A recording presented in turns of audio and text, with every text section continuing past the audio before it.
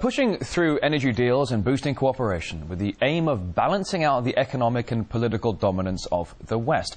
Russia's Prime Minister is on a visit to China, where an important agreement on the price of oil is already in place. We can now cross live to RT's Marina Kosareva for more details on this. Marina, hi. So what's been achieved during this landmark visit?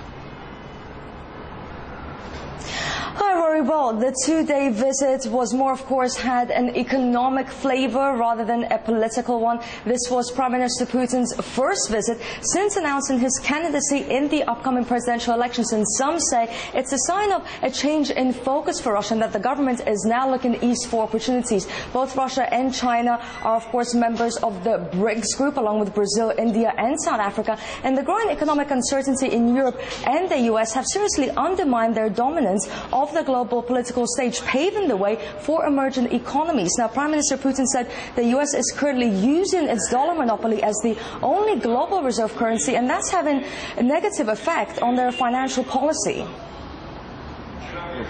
I never said the US was a parasite on the global economy, but I do think it's feeding off the monopoly of the US dollar as a single global currency.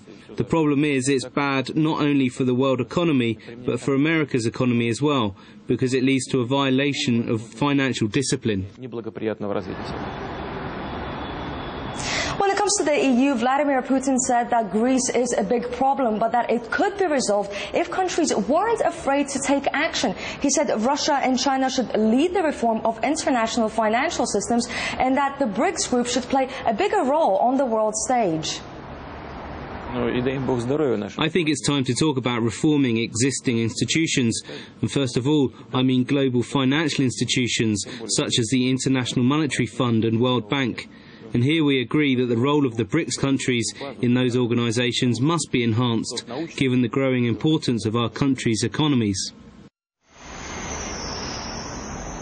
Another important issue here was energy cooperation. Vladimir Putin and his Chinese counterpart said that all issues and disagreements were resolved when it comes to Russia's supply of oil. When it comes to gas, negotiations are still ongoing, but both insist that they're in the final stage. And energy consumption is expected to increase dramatically in China, and Russia could cover that extra demand and, in doing so, further strengthen their strategic partnership.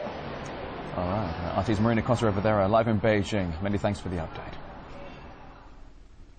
Now, during his Chinese visit, Russia's Prime Minister Vladimir Putin gave an interview to the state broadcaster, outlining the priority for the two nations. Putin said that a push for technological breakthroughs in aviation and aircraft building are some of the areas where he wants to see the partners working closely together. Read the full interview at rt.com.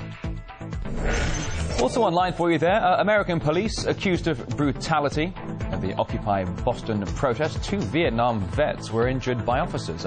Also up to 100 people there arrested.